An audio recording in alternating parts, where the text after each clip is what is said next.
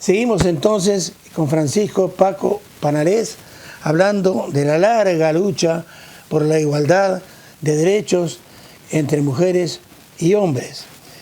Y como estamos en la región de Murcia, le queremos preguntar a él cómo es el proceso, cómo ha sido el proceso de inclusión de la igualdad en la agenda política en España y en particular en la región de Murcia. Sí, es más o menos lo que antes te he comentado, focalizado en la... antes te comentaba más a nivel nacional, y en la región de Murcia pues es interesante resaltar que bueno, en el 2002 se crea el Instituto de la Mujer de la región de Murcia, pero que dura 8 años, puesto que en 2010 se suprime. Toda la política de recortes que se llevan a cabo afectan en primer lugar a las políticas de igualdad de oportunidades entre mujeres y hombres. Por tanto, tiene una corta vida el Instituto de la Mujer de la región de Murcia. Y bueno, en el 2007 también se aprueba en la región de Murcia una ley de igualdad, que 13 días después de la ley nacional, que también recoge pues, aspectos importantes para el avance. Esos dos momentos, diría, la ley del 2007 en la región de Murcia y el tiempo que estuvo funcionando el Instituto de la Mujer, que lamentablemente pues, fue finiquitado. Por lo demás, pues han ido generando planes estratégicos de igualdad y diferentes medidas, pero bueno, resaltaría esos dos momentos. 2002, la creación del Instituto de la Mujer, y 2007, la creación de la Ley de Igualdad Regional. Ahora, la mujer lucha, Francisco, de diferentes maneras. Hay feministas, por ejemplo, que salen a la calle con sus pechos al aire. Viene la policía, los agarra, hay problemas de todo tipo. ¿Cuál sería, en tu concepto, el mejor o la mejor lucha que puede tener la mujer para defender el feminismo?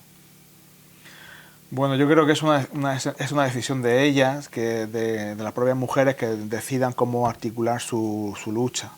Y bueno, los hombres, yo creo que la posición debe ser pues, apoyar y acompañar, pero entiendo que debe ser liderada por ellas. Y bueno, depende del momento, se articulan una fórmula u otras. Puede ser como organizar una manifestación, como ocurrió hace un par de años en Madrid, un 7 de noviembre, para pedir cambios en la ley de violencia de género, para que, digamos, para introducir nuevas medidas, ¿de acuerdo? Y bueno, pues en este caso sería una manifestación, pero también puede ser iniciativas políticas. Quiero decir que dependiendo de la situación puede ser unas u otras, y bueno, y no soy yo el adecuado para decir cómo se debe de hacer. Simplemente pues eso, que puede variar de un contexto a otro. Lamentablemente, Paco, hay países en los cuales las mujeres no pueden hacer demandas, lo tienen absolutamente prohibido. Vuelvo a pensar, vuelvo a decir, de que es una salvajada en todo sentido que la mujer sea discriminada de esa manera. Ahora, actualmente, y en estos países occidentales en los que nosotros vivimos regularmente, ¿cuáles son las principales demandas del feminismo? Estoy hablando de la actualidad.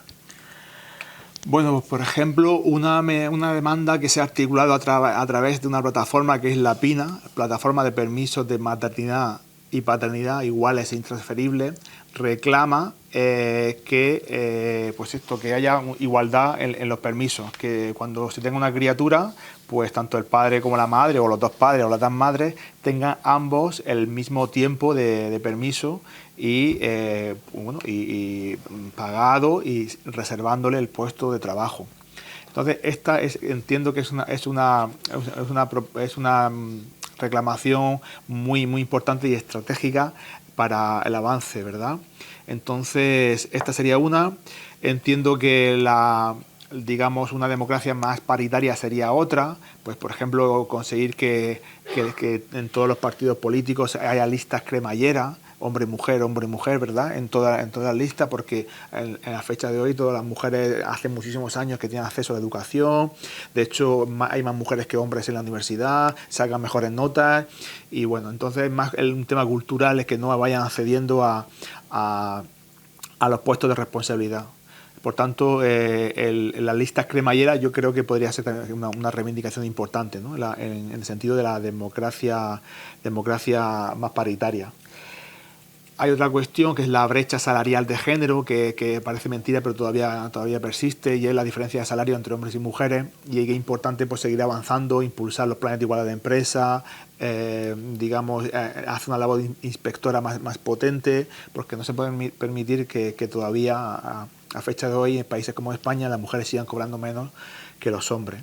Es interesante también seguir fomentando las nuevas masculinidades, pues un nuevo modelo de hombres que sea más respetuoso, que tenga una mayor corresponsabilidad, más conectado con sus emociones, otro tipo de masculinidad más equitativa. Es importante eso, fomentarlo. Bien, yo creo que quizás por ahí podría ser uno de los elementos en los que el feminismo está reflexionando actualmente.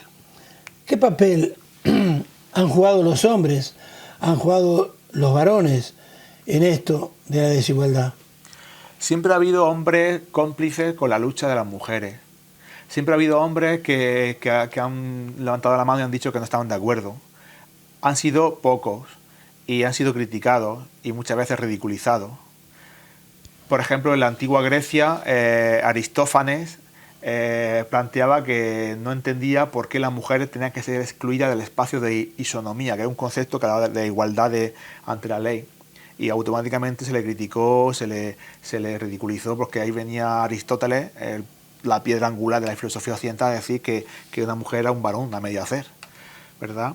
O, por ejemplo, en el Renacimiento, que hay una reflexión en torno a la educación y qué papel debe tener la educación respecto a las mujeres. Hay autores como Juan Luis Vives que plantean que no entienden que las razones por las cuales se discriminan a las mujeres, no comprenden que eso no piensan que eso tenga ese fundamento. O el mismo Paulin Delabarre, que en realidad es un elemento fundamental en el feminismo, que escribió un libro, no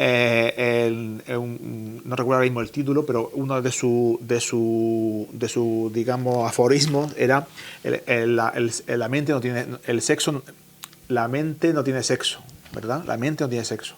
Y Paulin Delabarre era discípulo de Descartes, y utilizando el mismo razonamiento, ¿verdad? En el siglo de las luces, pues digamos, planteaba la conclusión de que hombres y mujeres no son diferentes, la mente no tiene sexo. Paulin Delabarre, que fue antes de la Revolución Francesa, o Condorcet, en la Revolución Francesa, que planteaba una educación igualitaria, porque la educación que se empieza a plantear es una educación diferencial en la que los hombres aprenden una serie de cuestiones y las mujeres otras diferentes, encaminadas a ser buenas esposas, buenas madres, y que sepan un poco lo básico. Y en cambio Condorcet decía que no, había que educar de la misma manera a hombres y mujeres para que luego tengan las mismas oportunidades. O el mismo John Stuart Mill, que fue un firme defensor del derecho al voto de las mujeres en Inglaterra. Y, en fin, podemos encontrar a lo largo de la historia hombres que se han posicionado a favor de la lucha de las mujeres. En los años 60, 70 también empieza a aparecer un movimiento de hombres por la igualdad. Hombres que se dan cuenta de que el machismo también a ellos también de algún modo les oprime, porque le hace tener que vivir de una manera que no les satisface. Y se dan cuenta de que los hombres, pues tienen una serie de conductas, una serie de hábitos muy conectados con la socialización que han recibido, y sienten que eso les perjudica.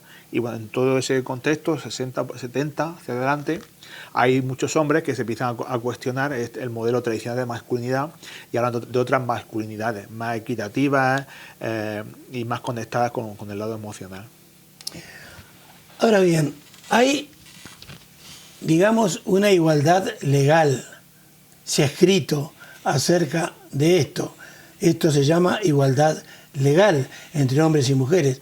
Pero hay, por otro lado, una igualdad real. Entonces yo te preguntaría, ¿qué diferencia hay entre esa igualdad legal que está escrita, reitero, y una igualdad real que no está escrita? Pues más o menos los mismos términos lo expresan adecuadamente. Pues la igualdad legal pues está reconocida en los papeles, está reconocida en las normas, pero no te garantiza que eso se lleve a cabo. Porque la igualdad de derecho tiene que pasar a ser igualdad de hecho.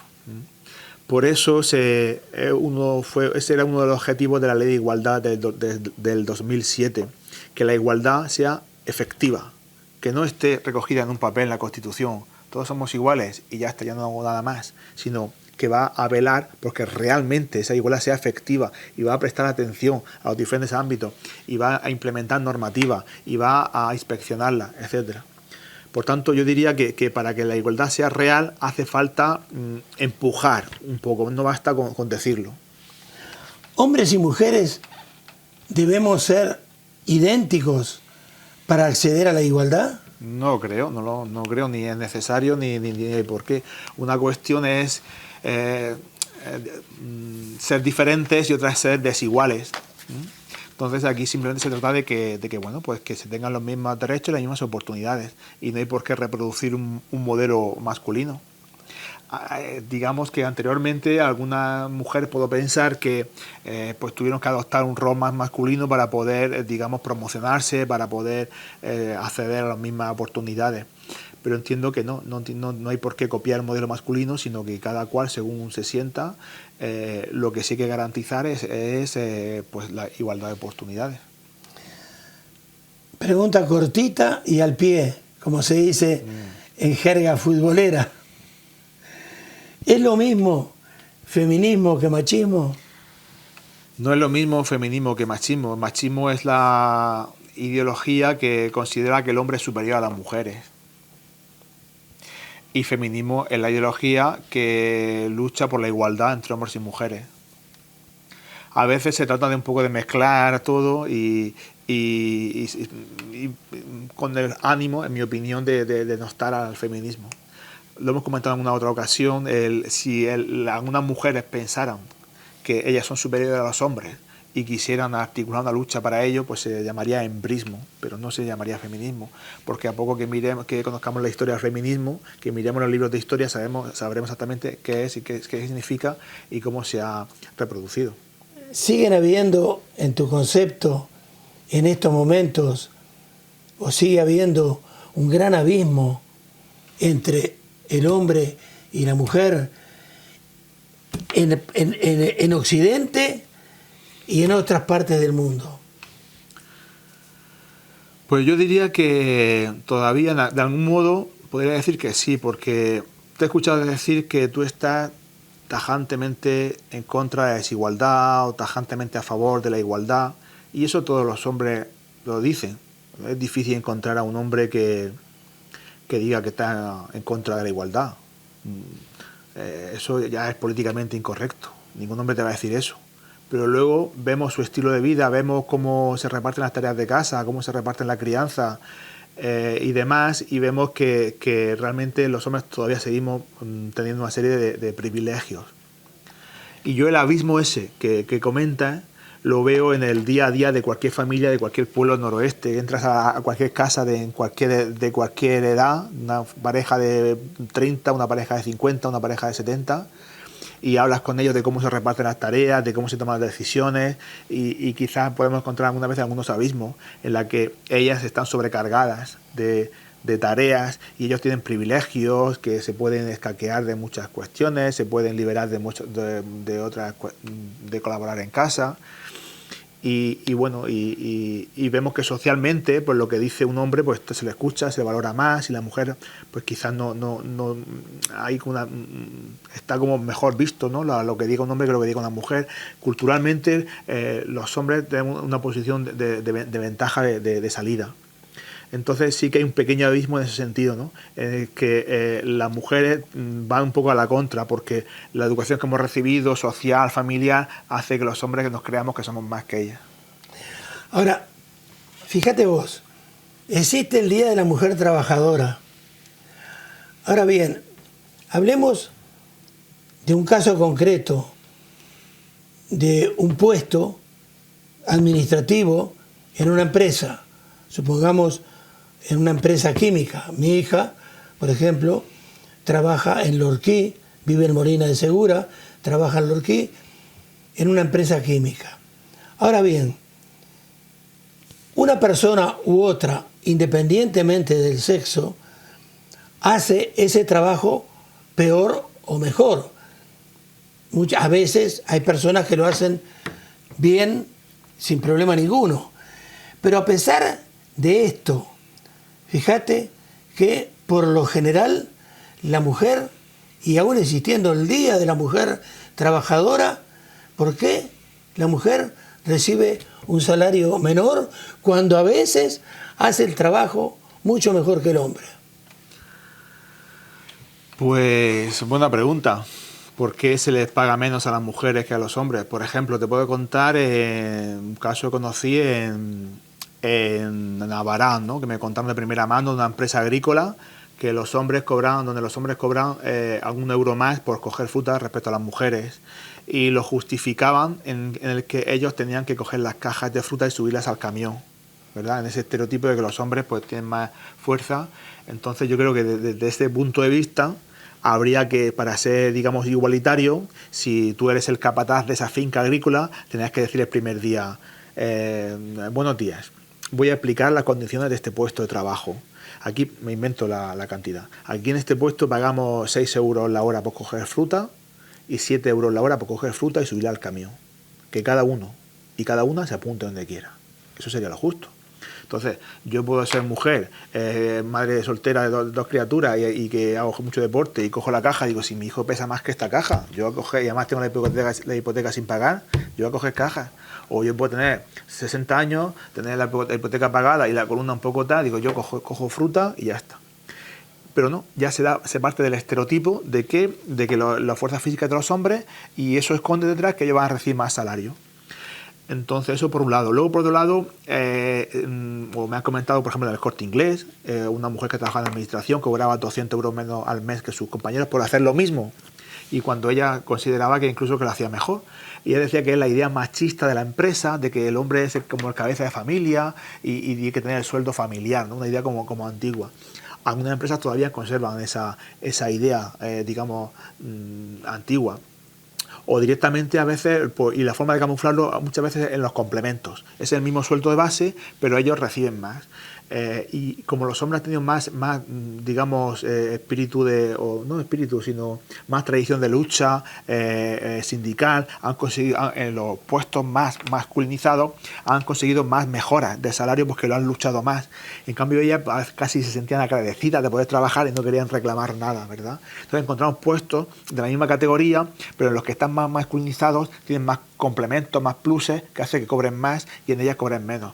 Un ejemplo. Vamos a pensar en un colegio, es un ejemplo, no digo que sea real.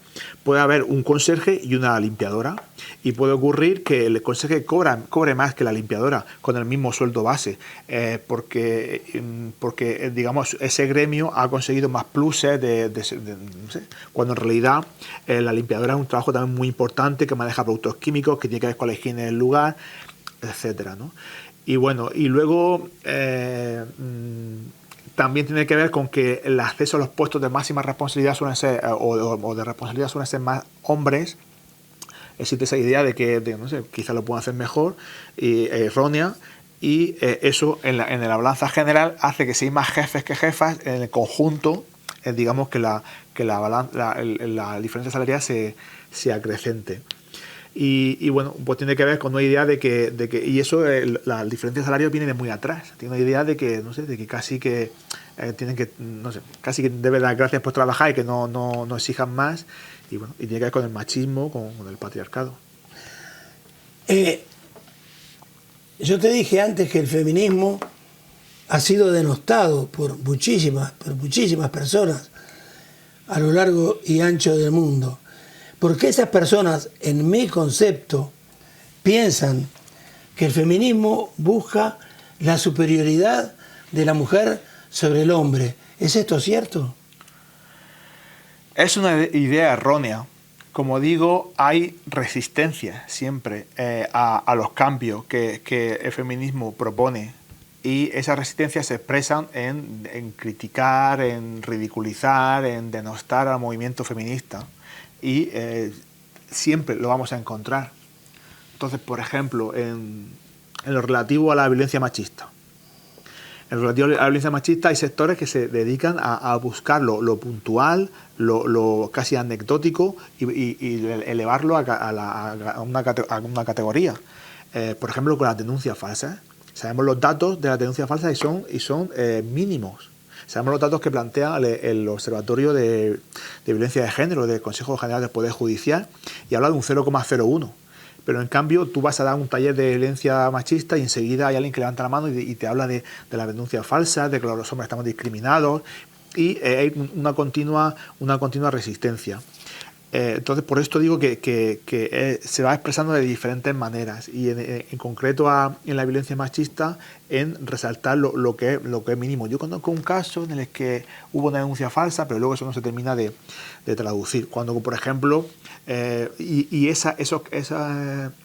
esos ejemplos de denuncias falsas a veces se plantean como una forma de cuestionar toda la ley.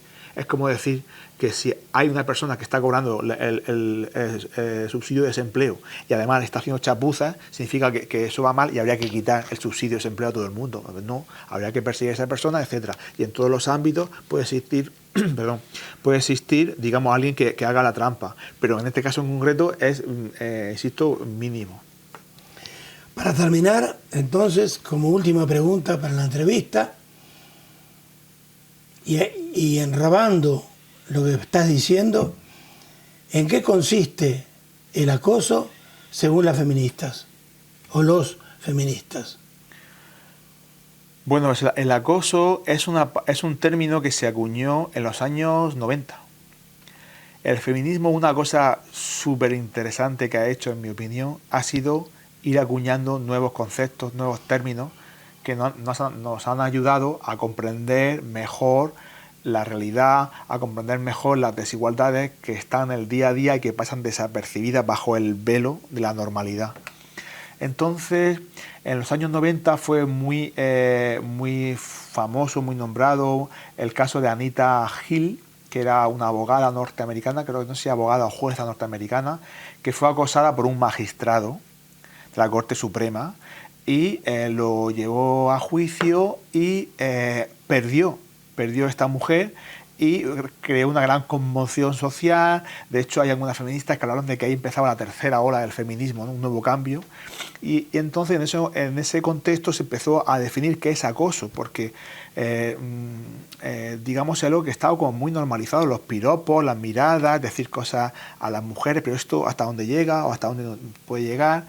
Y bueno, y posteriormente esto ya se ha regulado y de hecho en los planes de igualdad de empresa se contempla en un eje de actuación la prevención del acoso sexual, y se debe explicar bien en qué consiste los tipos de acoso, el moderado, el leve y el grave, ¿no?